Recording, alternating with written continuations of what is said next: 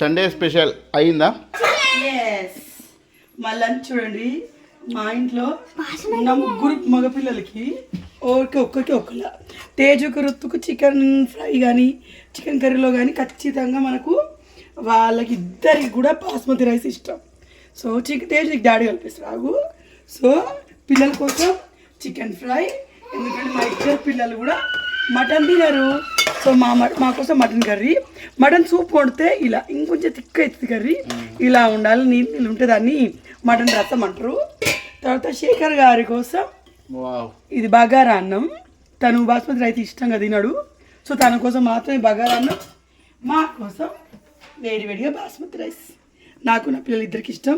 So ఇందులో నేను వండుతున్నా కానీ అన్ని ప్లాస్టిక్ మానేసిన తీసేసిన కదా, ఎక్కడో గిల్ట్ ఫీల్ వస్తుంది. ఎందుకంటే ఇది ఇక్కడ ఓకే కానీ పైన కొంచెం ప్లాస్టిక్ లానే ఉంటుంది. ఇదిగో ప్లాస్టిక్ వాడాలా వద్దా నాకు కమెంట్లో చెప్పండి. పొద్దున బ్రేక్ఫాస్ట్ చేశాను పూరి, శేఖర్ కూడా వేడి మటన్ కర్రీ, పూరి తినేస్తారు అనమాట.